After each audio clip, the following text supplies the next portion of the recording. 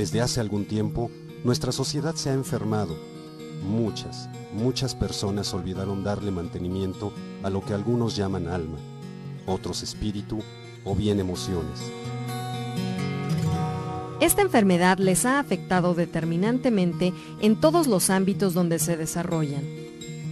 Hay un aspecto de esta enfermedad que ha avanzado durante los últimos años en forma silenciosa y peligrosa, desencadenando una problemática social alarmante, afectando de manera devastadora a toda la población, sobre todo a la más vulnerable, a los jóvenes. La frustración.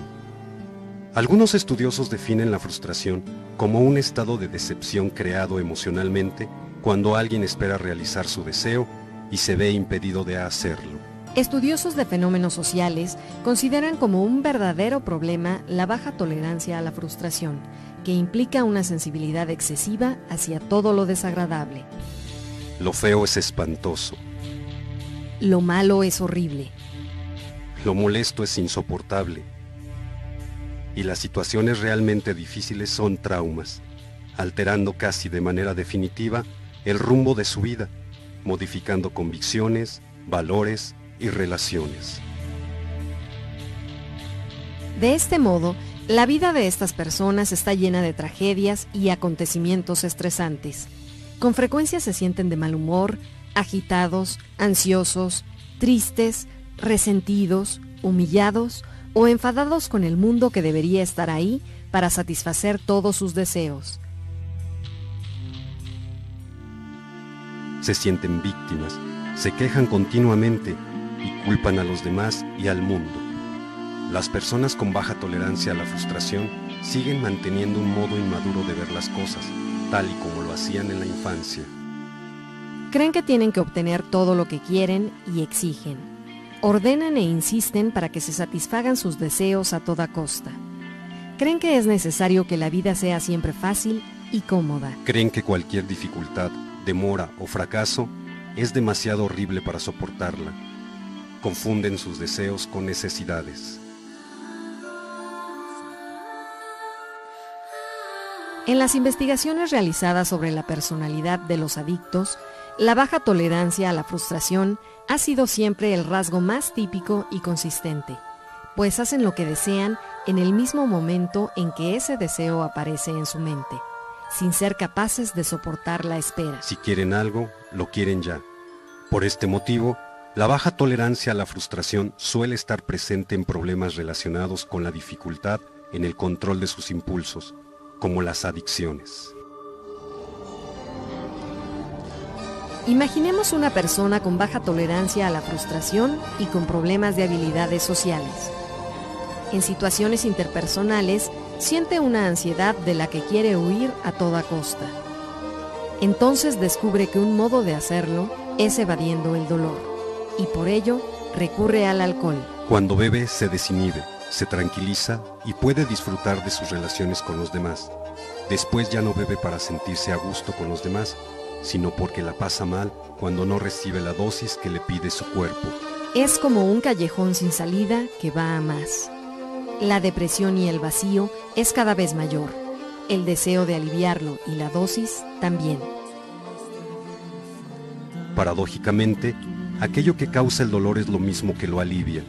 Por eso para el adicto es tan difícil escapar de su adicción. El consumo de drogas en nuestro país ha aumentado de manera alarmante. Las tendencias del consumo de algunas sustancias ilegales entre los estudiantes del grupo de edad de 12 a 17 años en el Distrito Federal revelan que las adicciones no representaban un problema de grandes dimensiones, sino a partir del año 1991. Época en la que se registró un rápido crecimiento de los experimentadores y de los consumidores de cocaína y de marihuana. Las cifras impactan. Hay 16 millones de fumadores en el país. Más de 160 mexicanos mueren al día por causas asociadas a esta adicción. 3,5 millones de mexicanos entre 12 y 65 años han consumido por lo menos una vez en su vida drogas prohibidas. 900,000 siguen haciéndolo y 570,000 personas son consumidoras habituales. El consumo de drogas entre los niños de la Ciudad de México registró un salto alarmante en los últimos 3 años. En el año 2003, el 15.2% de los estudiantes declaró haber consumido al menos una vez sustancias adictivas. Violencia.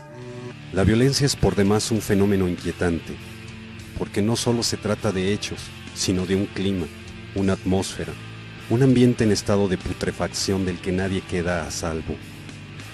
Porque la violencia es uno de esos acontecimientos que todo lo invade, enferma y contagia. Para alguien que experimenta y tiene poca resistencia al sentimiento de frustración, una pequeña ofensa es algo intolerable y da lugar a una rabia exagerada. Para librarse de ella, destroza, agrede y golpea, lo cual le proporciona alivio. Después, no se hace responsable de sus actos y culpa a la víctima o a las circunstancias. La ira en los adolescentes es un síntoma de frustración, cuyo origen es el mismo núcleo familiar. En otras palabras, un joven agresivo probablemente tiene padres agresivos o presenció desde su niñez escenas de violencia familiar. La intimidación entre compañeros, bullying, es una forma patológica de su socialidad y va de un atentado físico hasta prácticas más ocultas, como la violencia emocional por intimidaciones verbales, gestos ofensivos, extorsión y exclusión del grupo de amistades, rumores, chismes, etc. En el entorno escolar se presentan 2 tipos de bullying: el directo, que es la forma más común entre los niños y adolescentes y que se traduce en peleas, agresiones físicas e incluso palizas, y el indirecto o psicológico, que se caracteriza por pretender el aislamiento social del agredido, mediante la propagación de difamaciones, amenazas o críticas que aluden a rasgos o limitaciones físicas, además del chantaje.